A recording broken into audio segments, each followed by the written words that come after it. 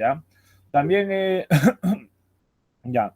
Lo otro es que, por favor, vamos a empezar entonces la sesión de hoy, ¿ya? Hoy día es equivalente a un día jueves, hoy día lunes es equivalente a un día jueves, y vamos a desarrollar propiamente nuestra temática, que está relacionada con, a ver, clase impar desarrollamos temas de HU, ya, clase impar temas de HU. Eh, Vamos a ver hoy día, vamos a empezar con un repaso de temas, ¿ya? A ver, chicos, al toque, ¿cuáles son las dos potencias, las principales potencias vencedoras de la Segunda Guerra Mundial, chicos? A ver, principales potencias vencedoras. ¿Cuáles son los dos países principales que vencieron en la Segunda Guerra Mundial? Excelente, muy bien, Miguel. Estados Unidos y la URSS, ¿ya? A ver, otro. Operación León Marino. ¿En qué país se aplicó? Un poquito buscada, ¿no? ¿La Operación León Marino fue en Francia o en Inglaterra? A ver, chicos, ¿Francia o Inglaterra? Inglaterra, muy bien, Harold, ¿ya? Básicamente, la Operación León Marino fue el plan de ataque de los nazis contra Inglaterra, que fracasó, ¿no? Otro, a ver, veamos. La crisis ya del año 29 afectó a diversos países en el mundo, dijimos. ¿Cuál fue el principal afectado por la crisis norteamericana en Europa? ¿Cuál fue el principal país afectado por la crisis norteamericana, pero en Europa? Excelente, muy bien, Alemania, ¿no? Y eso llevó al poder a los nazis. Otro, a ver chicos, una consulta para el caso de HP. Durante el siglo XIX hubo un impuesto llamado la contribución personal. Este impuesto afectaba principalmente a indígenas, mestizos o criollos.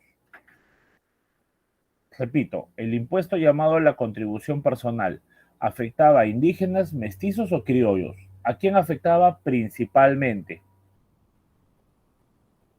A ver, chicos, ustedes mismos son, ¿ah? ¿Qué pasó? Un poquito difícil, ¿no? A ver, chicos, repito, la contribución personal. ¿Este impuesto a quién afectaba? ¿Indígenas, mestizos o criollos? Ya, un poquito difícil esa pregunta. Acuérdate que durante el virreinato, perdón, existió un impuesto importante llamado el tributo indígena. Este impuesto, ¿a quién se le cobraba? Se le cobraba principalmente a las personas que vivían en pueblos indígenas y que formaban las llamadas reducciones. Acuérdate que los ayllus, ya en el tiempo de la colonia, los ayllus fueron agrupados y se les llamó reducciones. Eran pueblos españoles, pero donde vivían indígenas. Ya, durante la independencia, muchos nombres que se usaron en la colonia van a ser cambiados. Las reducciones cambiaron a las llamadas comunidades. Y dentro de las comunidades, a estas personas se les obligaba a pagar este impuesto llamado la contribución personal. Ya el impuesto que en la colonia se llamó el tributo indígena, en la República se va a llamar contribución personal. Y este impuesto lo pagaban los indígenas. ¿Ya? Por eso es que ahí hay un detalle importante. Debemos entender que muchas veces en la historia peruana los impuestos se le ha aplicado a los grupos indígenas, más no a otros grupos. ¿Ya? Otro. A ver.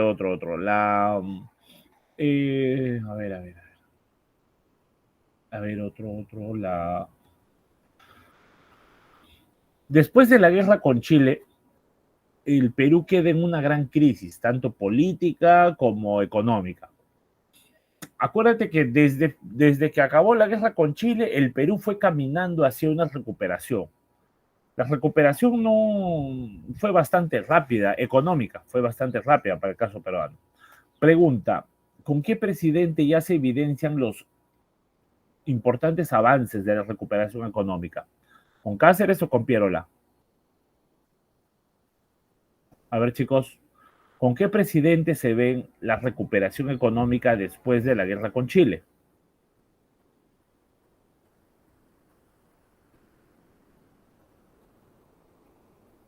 Chicos, ¿qué dicen?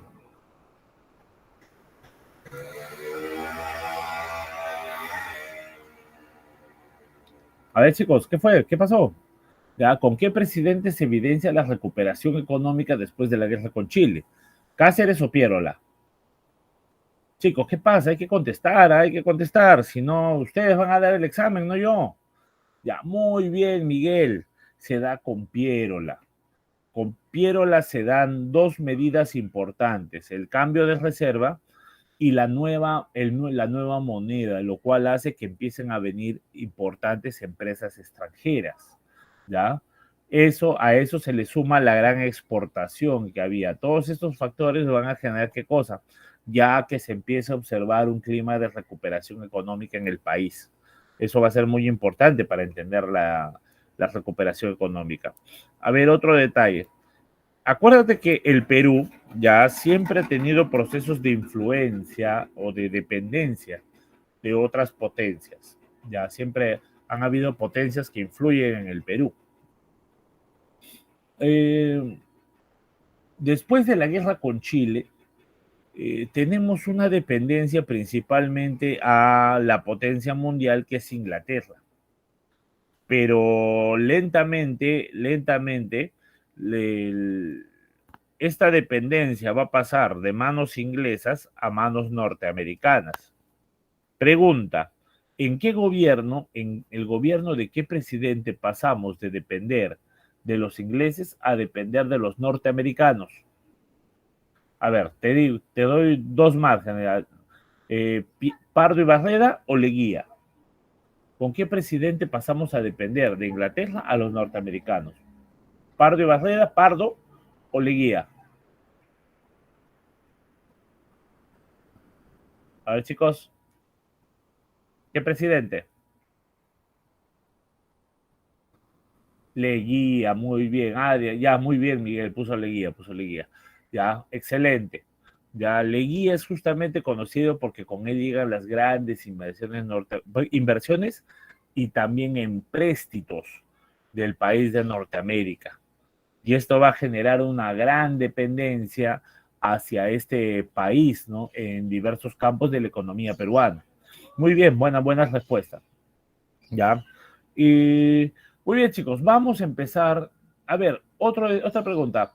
¿Cuál es el principal problema que vive el indígena durante el siglo XX en el Perú? El principal problema que vive el indígena en el siglo XX. A ver, te doy dos alternativas. ¿El pago de impuestos o el despojo de tierras? ¿Cuál es el principal problema que viven los grupos indígenas en el Perú durante el siglo XX? ¿Pago de impuestos o despojo de tierras? A ver, chicos, los leo. Ya, está entre dos, ¿no? A ver, el principal problema que tuvo el indígena era qué cosa. A ver, como ya el Perú exportaba muchos productos, principalmente productos agrícolas, se necesitaba más tierras para sembrar más productos, para así poder exportarlos a las potencias. ¿Esto qué generó? Esto hizo de que básicamente la élite creara medidas, creara estrategias para que los empresarios le quiten sus tierras a los indígenas. Al quitarle las tierras podían expandir su producción y así exportar más al extranjero. Esa medida se llamó despojo de tierras. ¿Se entiende? ¿Ya? ¿Qué era el despojo de tierras? No era otra cosa que quitarle ilegítimamente sus tierras a los campesinos. El detalle es que posteriormente se va a crear una medida en contra de ellos. Y esa medida se llamó reforma agraria. Ya, la reforma agraria es una consecuencia de la forma como le quitaban sus tierras a los campesinos durante el siglo XX. Durante el siglo XX. Muy bien, chicos. Ahora sí, vamos a nuestra clase del día de hoy. Hoy día nos toca una temática muy importante, la cual, a ver, veamos acá, vamos a abrir los PPTs para el día de hoy.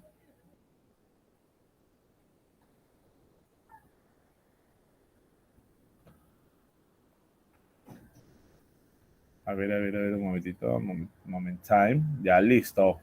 Entonces, vamos a empezar con nuestra sesión del día de hoy, ¿ya? Hoy día tenemos una sesión súper emocionante, ¿no? Súper interesante. Clase par, hoy día nos toca HU. Y básicamente vamos a ver un proceso muy importante en el desarrollo de la historia de la humanidad. Veamos acá, a ver, compartimos la pantallita.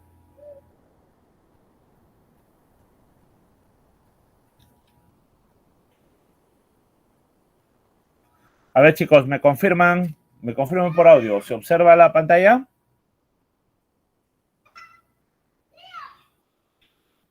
Chicos, se observa la pantalla, me confirman por audio porque no puedo. Chévere, chévere. Muchas gracias, amiga. A ver, un detalle importante acá, un detalle importante que podemos señalar en este contexto es lo siguiente.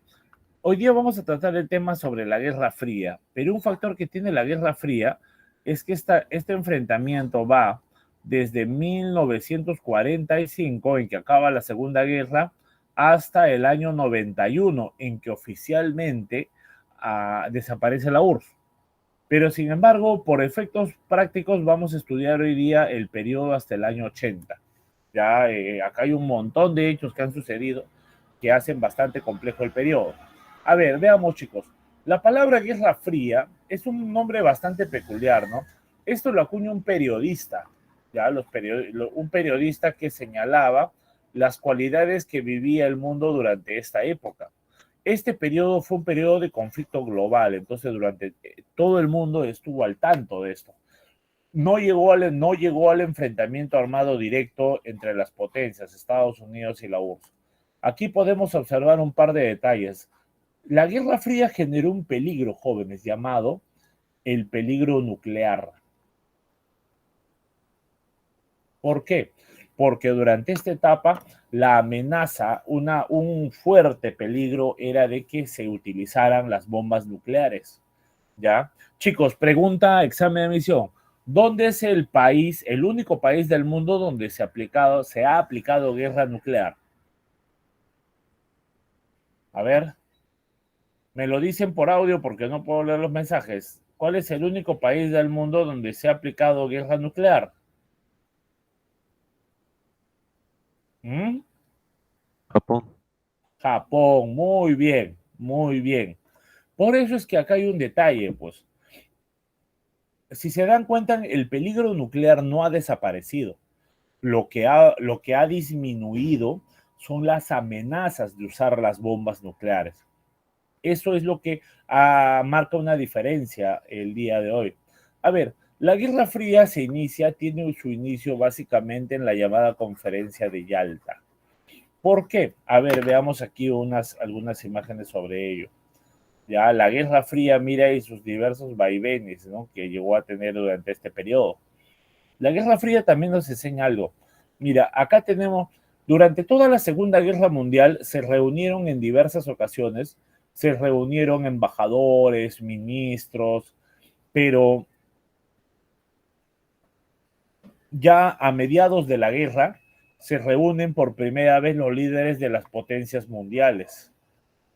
Justamente en las ocasiones en que se reunieron, ya empezaban a discutir los lugares o las zonas donde estos señores tenían interés.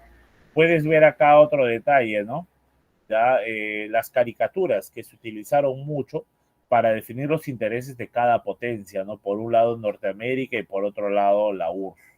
En ese sentido, en ese sentido, puedes ver acá, por ejemplo, ¿no?, las áreas de dominio que tuvieron. Básicamente, Estados Unidos dominó todo el sector americano, ¿no?, excepto una región, Cuba, que escapó de sus manos. Dominó el sector australiano, Nueva Zelanda, eh, ciertos sectores en la parte del sudeste asiático, el sector de países aliados musulmanes, tenemos acá Europa Occidental, una parte de Corea, Japón como aliado, entre otros. Por otro lado, tenemos a los países comunistas, ¿no? Liderados por la URSS. Aquí tenemos a la URSS, China, tenemos algunos sectores de lo que sería Europa Oriental, entre otros. Como ves, el mundo estaba dividido entre dos bloques y cada potencia manifestaba sus intereses. Aquí vemos lo que Winston Churchill llamó el telón de acero, ¿no? Aquel elemento que dividía a los bloques de los países. Mira, puedes ver aquí una propaganda del llamado Plan Marshall, ¿no? Que predominó sobre todo en los sectores de Europa Occidental, su publicidad, entre otros. ¿Qué implica la Guerra Fría, jóvenes? A ver, veamos acá un detalle importante de la Guerra Fría, por ejemplo, fueron los periodos. Veamos aquí, vamos a insertar una línea de tiempo. A ver, veamos acá. Ya. Si hablamos entonces de la Guerra Fría, podemos señalar un par de periodos acá. La Guerra Fría tiene tres fases. La primera es llamada también la Primera Guerra Fría y la llamada Segunda Guerra Fría. Algo que debemos tener en cuenta es que tanto la Primera como la Segunda Guerra Fría se caracterizaron por la tensión nuclear. ¿Está bien? ¿Se entiende? ¿Se comprende?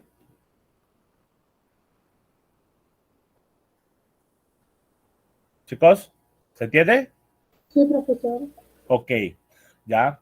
Durante esta fase, el peligro, la amenaza de usar bombas atómicas fue constante y se dio a cada momento.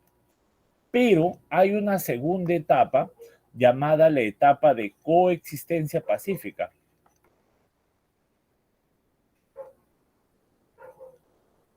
La etapa de coexistencia pacífica. ¿Qué es esto? ¿Ya? Esta es una etapa bastante interesante. También esta etapa se le conoce como la distensión. Chicos, pregunta, ¿la palabra distensión obedece a incrementar la tensión o disminuir la tensión? ¿Incrementar o disminuir la amenaza? Disminuir. Disminuirla, muy bien, ¿ya? Pero acá hay un detalle muy particular, ya que vamos a tener en cuenta. ¿Por qué? Porque lo que pasa es que lo siguiente, acuérdate que tanto Estados Unidos y la URSS, como viven en sistemas diferentes, estaban condenados y obligados a un enfrentamiento final entre ellos. Como ya existían bombas nucleares, entonces básicamente en cualquier momento se podía lanzar una de estas bombas y eso iba a implicar la respuesta de la otra potencia. Por ese motivo, para no llegar a ese punto, en la Primera Guerra Fría hubo tanta tensión, tanta amenaza, que las dos potencias deciden calmar sus amenazas y tratar de evitar los enfrentamientos. El caso es que por una irresponsabilidad de los rusos, durante esta segunda etapa de la Guerra Fría, se va a producir el mayor peligro. Esto se evidenció en la llamada crisis de los misiles. ¿Se entiende? ¿Se entiende, jóvenes? Sí. Sí, profesor. Ya, entonces, a veces he hecho esta pregunta, ¿no? Se supone que el mayor peligro nuclear debió darse en la Primera o en la Segunda Guerra Fría, pero sin embargo se dio en la etapa donde las cosas deberían haberse calmado, la crisis de los misiles, ¿ya? A ver, veamos, ¿qué más? Otro detalle es entender la posición de las potencias en este sentido. Por ejemplo, el bloque capitalista estaba dominado por Estados Unidos. El bloque socialista estaba dominado por la URSS, ¿ya? Entendamos que cada potencia, para mantener su poder, empezó a generar diversas estrategias que le aseguraran ese predominio. En este caso, por ejemplo, la URSS, una de las estrategias fue formar alianzas militares. Si te ibas a enfrentar a la otra potencia, tenías que hacerlo con países aliados. Los Estados Unidos crean la OTAN y la URSS crea el Pacto de Varsovia, ¿ya? Otro detalle, chicos, una pregunta. ¿Los comunismos comúnmente han surgido en países en auge o países en crisis? En crisis. En crisis, muy bien. Por eso es que acá hay un detalle. Un factor que necesitaban las potencias es que tu país no se cambie de bando. Y para evitar que se cambie de bando es que principalmente se aplicaron programas para la reconstrucción económica. ¿En qué consistían estos programas? Principalmente en préstamos. Darle préstamos al país para que mantenga su forma de gobierno y así no se pase al bando contrario. A ver, veamos acá. Tenemos, por ejemplo, el Plan Marshall. Plan Marshall, chicos, ¿dónde se aplicó? Principalmente en Alemania, en la Alemania capitalista. El Plan Dodge, que abarcó Japón, el Pacto de Bagdad para países árabes. Los estados soviéticos también tenían sus propios planes económicos. El plan Molotov para Europa Oriental, especialmente Alemania, y el Comecon, ¿no? Algunos jefes de Estado, pero otro detalle que no debemos olvidar también eran los sistemas de espionaje. Por ejemplo, Estados Unidos dominaba la CIA, mientras que el bloque socialista dominaba la KGB. ¿Ya? Hay un caso ahí curioso. Por ejemplo, tú sabes que los rusos no inventaron la bomba, ¿no? Los rusos se copiaron la bomba. ¿Se comprende?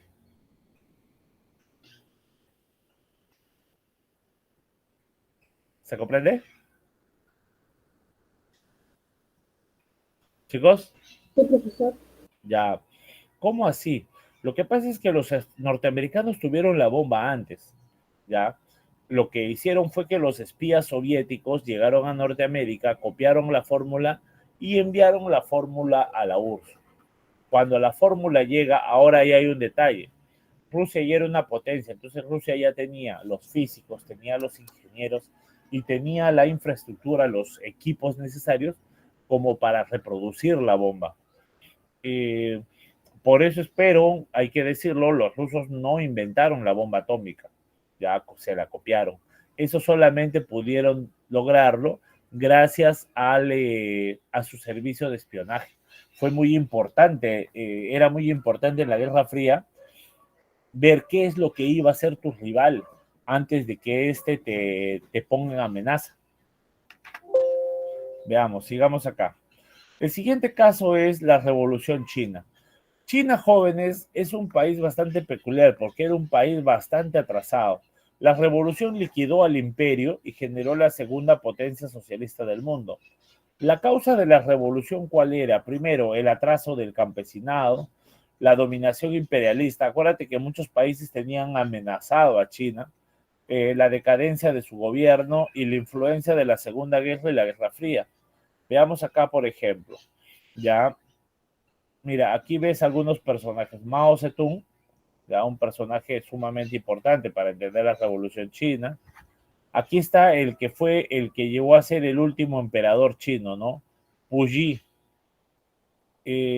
Aquí puedes ver, por ejemplo, otro caso, ya puedes verlo acá, son los llamados cantones chinos.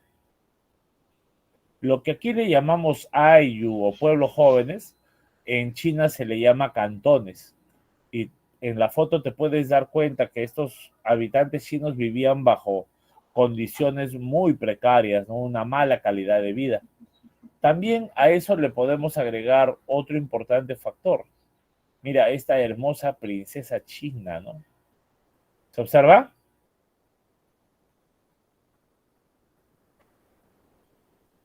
¿Se observa?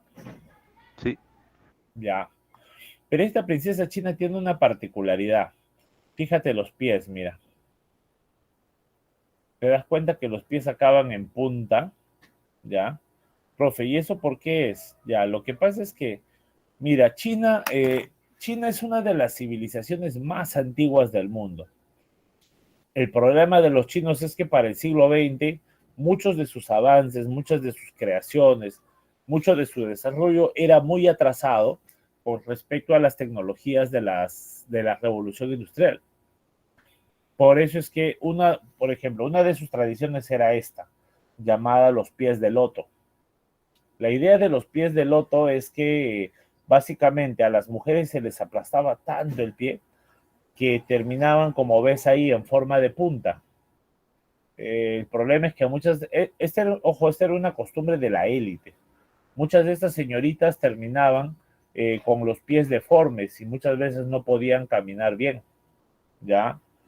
Otro caso es que, como ves, el imperio chino tenía tradiciones y costumbres muy atrasadas para el mundo que ya vivía el siglo XX. Un caso peculiar, por ejemplo, fue el emperador. Tú sabes que Puyi actuó hasta los 8 años, ¿no? ¿Se entiende eso? ¿Se comprende?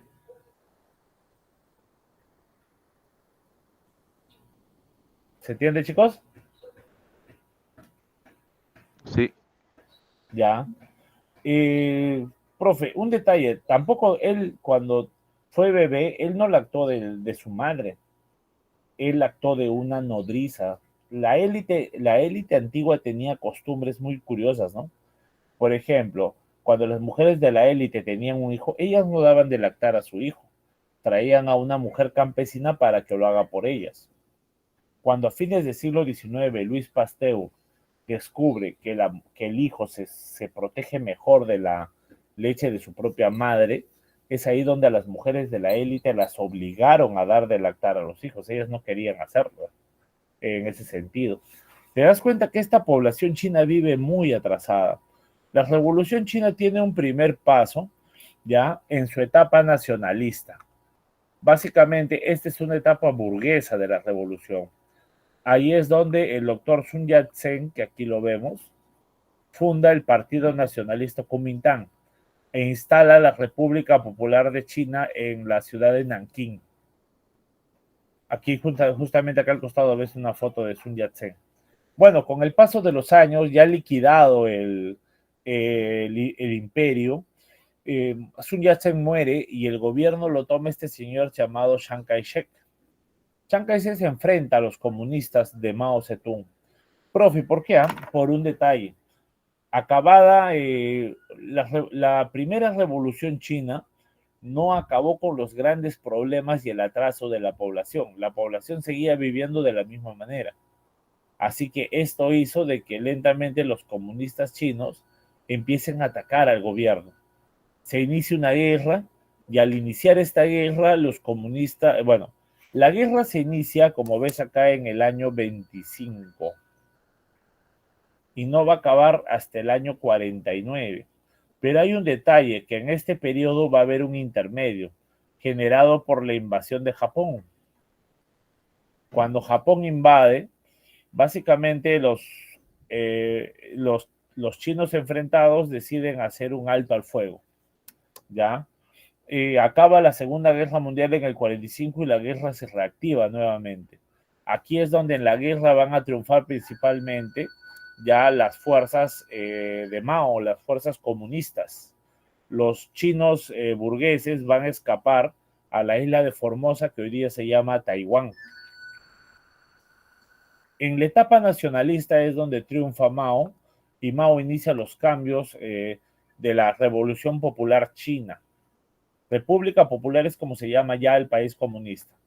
Mao va a replicar el llamado Plan Quinquenal, ya que promueve la industria, acelera la industrialización del país y aplica la revolución cultural. A ver, veamos aquí. Por ejemplo, ¿no? Ves aquí un caso curioso, es esto, ¿no? La foto de Puyi. Ya, él justamente fue el último emperador de China, ¿no? Luego tenemos aquí, puedes observar, por ejemplo, ahí está Chiang Kai-shek, parte de los enfrentamientos. Aquí ves ya el triunfo de Mao en la revolución, ¿ya? Puedes ver ahí parte de sus tropas y sus tácticas de ataque desde el campo, ¿no? Luego observas el llamado Plan Quinquenal, ¿ya? Esto implicaba ¿qué cosa? Básicamente una fuerte reforma agraria, dar una gran importancia a la agricultura para lograr un avance en el país. Posteriormente se aplica el salto adelante. El salto adelante implicaba darle ahora mucha mayor fuerza a la producción de la industria. El problema es que por apoyar la producción de la industria se descuidó la agricultura y por falta de alimentos muchos chinos murieron. Por eso es que el salto adelante tiene dos caras en sí.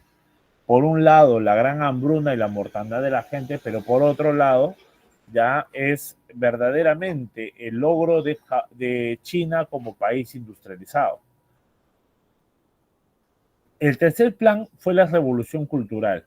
¿Y qué era esto? Básicamente lo que buscaba era cambiar el pensamiento de los hombres chinos.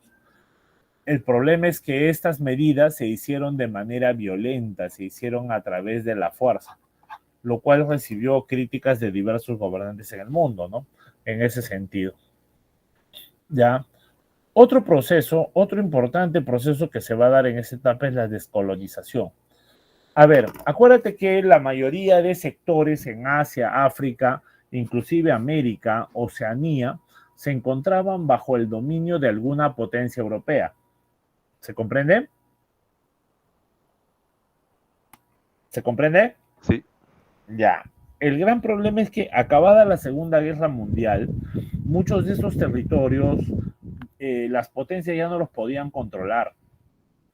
Por ese motivo es que se decide en varios de estos lugares empiezan a surgir movimientos para tratar de liberarse de estos países, ¿no?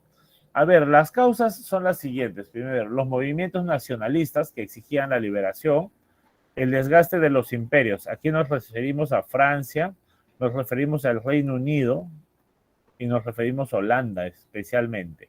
Y el interés de Estados Unidos y la ONU por entrar en estos lugares, ¿no? Ahora, la descolonización implica el desarrollo de dos principales potencias. Cuatro casos. Tenemos a la India, Indonesia, Argelia y Egipto. Aquí un caso peculiar va a ser el siguiente. A ver, algunos líderes como estos señores. En el caso de la India tenemos a Mahatma Gandhi y su famosa táctica de la no violencia. Chicos, a ver, por ejemplo, gracias a la independencia de la India se libera el lugar pero queda dividido. India, Pakistán y Bangladesh. Chicos, la no violencia, la famosa táctica de Gandhi, implica que no se pelearon. ¿Qué dicen? ¿Sí o no?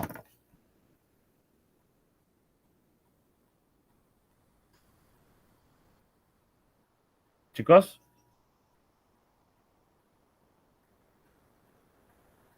¿Me escuchan?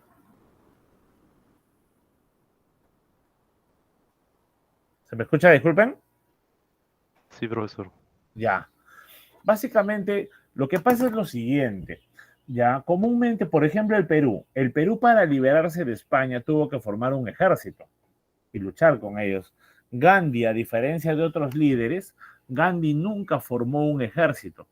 Ya, a eso se le llama la táctica de la no violencia, pero no es que no se pelearon, sí hubo enfrentamientos en sí. Ya. Luego tenemos el caso de Indonesia. Aquí destaca el líder Sukarno, que acá lo ves, ¿ya? Por otro lado, tenemos el caso de Argelia. Argelia se libera básicamente de Francia, ¿no? El caso de Argelia fue el caso de liberación más violento. De aquí los franceses obtenían petróleo y por eso no querían que se libere este país por nada. Aquí está el líder de este proceso llamado Ben Bella. En el caso de Egipto, ya, dice, esto fue liderado por Abdel Gamal Nasser, ya, básicamente Nasser dirige un proceso de independencia contra los ingleses que se logra, pero Nasser no solamente exigió la liberación de Egipto, sino también exigió el dominio sobre este territorio que acá ves. ¿Qué es eso? Eso es esto, pues el famoso Canal de Suez, una obra de infraestructura que genera importantes ingresos económicos. Básicamente, los egipcios logran dominar este lugar Y eso es lo que hoy día hace que Egipto sea una de las economías más estables de la zona africana. Lo siguiente que podemos tomar en cuenta, son algunos procesos que se dan en la Guerra Fría. Por ejemplo, la división de Alemania.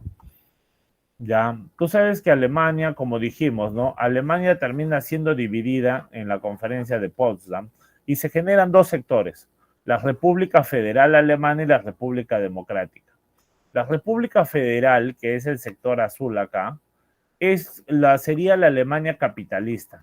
Sería la Alemania que recibió las ayudas del Plan Marshall y propiamente donde su recuperación fue llamada como el milagro económico. Por otro lado, tenemos la Alemania democrática, cuya capital fue Berlín, que adoptó el socialismo, entre otros. Otro caso importante va a ser el caso japonés. ¿Por qué? Porque es en Japón donde Estados Unidos va a apoyar su reconstrucción a través del plan Dodge, el plan de préstamos. Y eso va a generar una recuperación muy rápida de la economía norteamericana, de la economía japonesa y alemana. Como ves acá, un detalle típico en esto es la forma como se definió los préstamos a entregar. ¿Se comprende?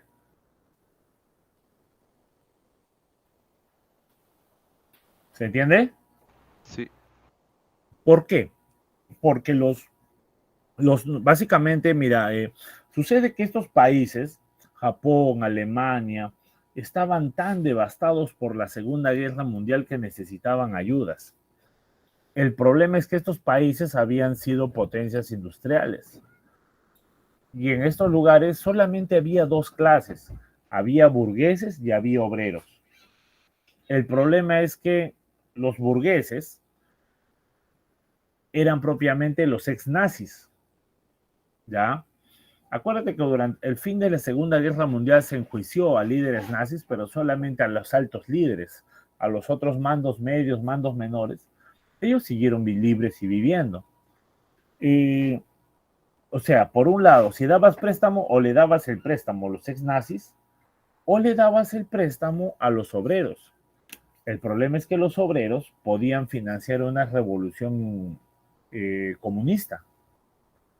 Entonces se veían en una encrucijada. Lo que definieron fue entregarle dinero a los ex-nazis.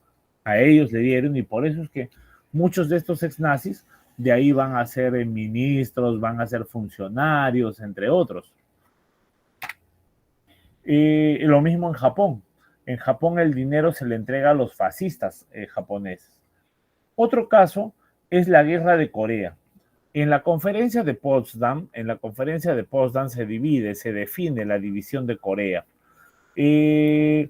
Básicamente queda dividido en la zona norte con influencia soviética y la sur con influencia norteamericana. El detalle es que lentamente se inicia un proceso de guerra entre entre ambas Coreas. Esa guerra va a generar básicamente que Estados Unidos se meta en el proceso. Los enfrentamientos y la amenaza nuclear van a definir que la zona norte quede básicamente dividida de la zona sur por el llamado paralelo 38. Por el llamado paralelo 38. Que aquí ves, por ejemplo, o ves acá, por ejemplo, puedes darte cuenta, aquí hay una línea. Esa línea equivale a ese paralelo. Luego de esto va a llegar la llamada desestalinización.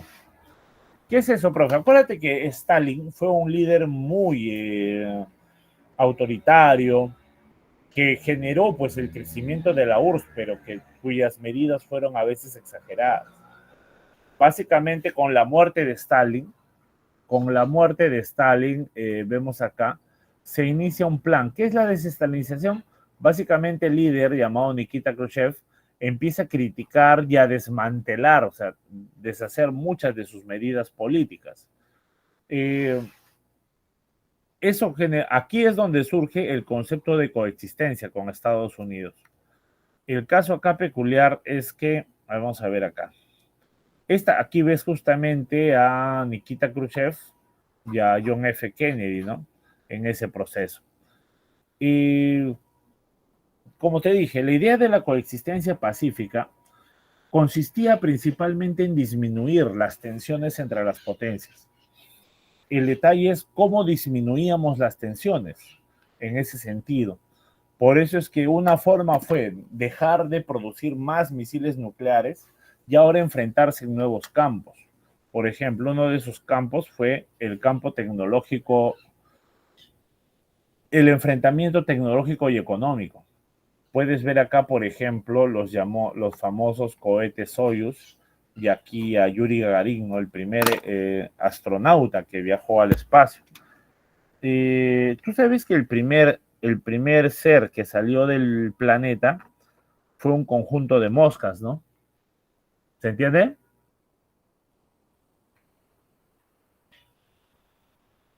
¿Se comprende? Sí, Ya. Lo primero que hicieron los rusos fue lanzar al espacio una especie de caja con moscas, ¿ya? Para ver sus reacciones. Después lanzaron a la perrita Laika y después recién lanzan a este señor llamado Yuri Gagarin. Otro detalle de enfrentar. Acá ves a Neil Armstrong y los Apolos, ¿no? Que financió Norteamérica. Aquí también ves otro factor, la llamada carrera deportiva. Entre los años 60 a los 80, Estados Unidos y la URSS se peleaban a cada momento por ganar las medallas de las Olimpiadas. Eso básicamente representaba una especie de publicidad entre ellos. Mira, aquí por ejemplo ves a Jesse Owens, ¿no? Un detalle curioso, chicos, es que tú puedes o sabrás que los 100 metros planos es el deporte de élite de las Olimpiadas, ¿no? ¿Se comprende?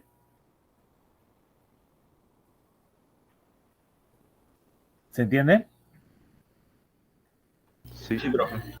Ya, ¿y por qué? Porque es el único deporte anaeróbico. ¿Y qué es eso, profe? Anaeróbico es como la carrera de 100 metros, no dura, a lo mucho dura un minuto, a lo mucho, y eso que es demasiado tiempo.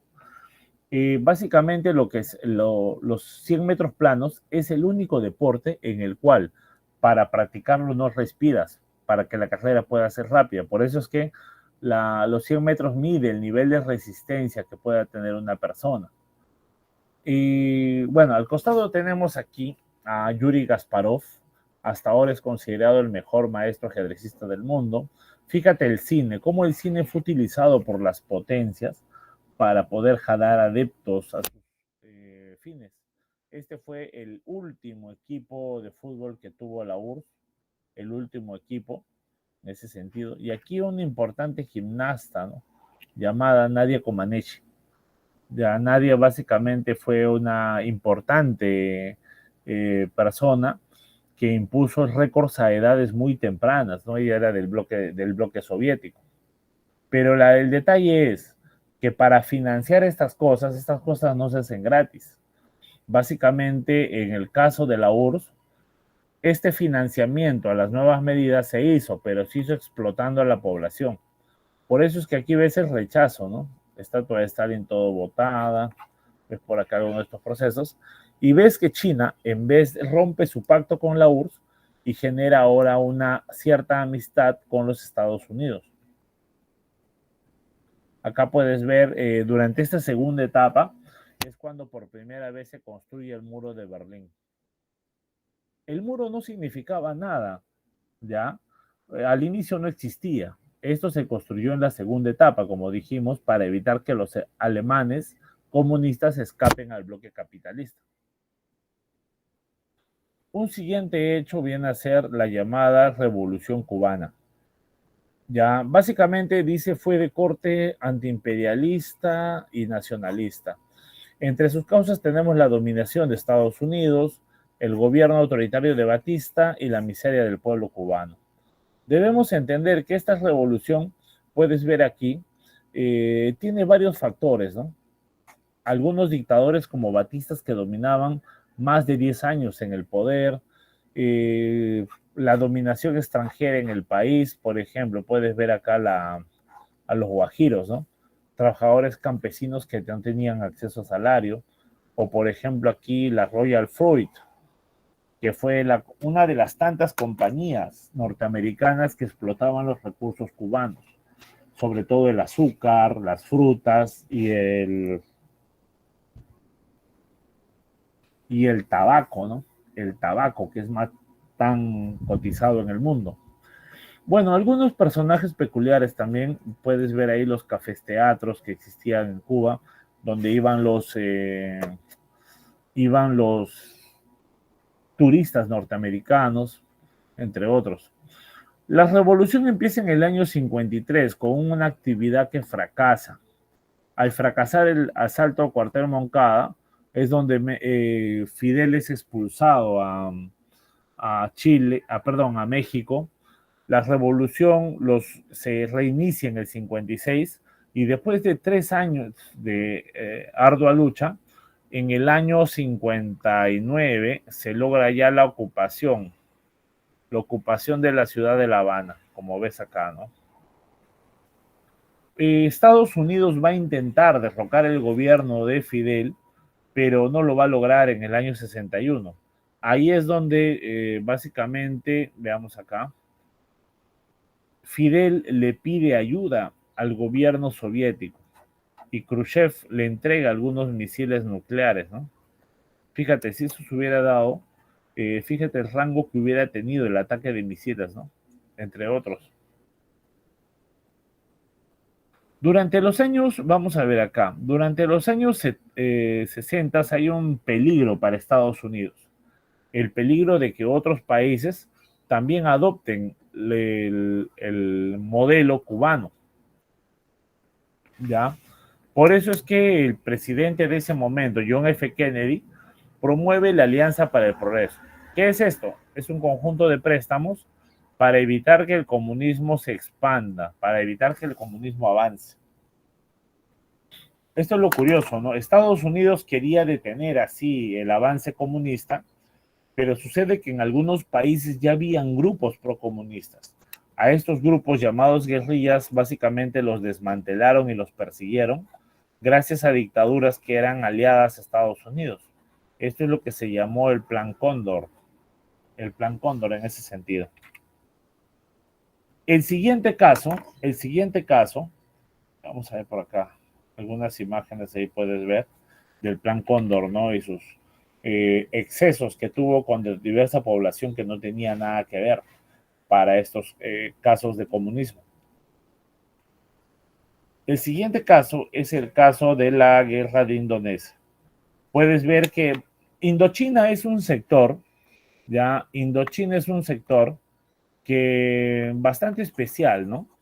Fue una colonia de Francia. En la primera guerra de Indochina es donde Ho Chi Minh lidera la victoria, le ganan a los franceses en la batalla de Dien Bien Phu. Es donde también el país queda dividido, ¿no? En Camboya, Laos y Vietnam. Sin embargo, después se reinicia un proceso ahora llamado la Segunda Guerra de Indochina. El Viet Cong apoya la unificación, Estados Unidos trata de detenerlo y después de una serie de vaivenes en el año 73 el presidente Nixon empieza a anunciar el retiro de las tropas, ¿no? Acá puedes ver, por ejemplo, un par de factores. En la parte del fondo puedes ver las llamadas bombas de napalm. ¿Se entiende? ¿Se comprende, chicos? Sí. ¿Ya? El napalm es un arma química de largo alcance. Por eso es que ves a niños que están corriendo para escaparse de esto. Y aquí ves una foto de Ho Chi Minh, el líder de este proceso de revolución. Y un detalle es que la guerra se prolongó por tantos años, que básicamente Estados Unidos pierde la guerra, pero no la pierde por soldados, la pierde porque al alargarse la guerra, esto ya estaba afectando en su economía propia, ¿ya? Por eso necesitaban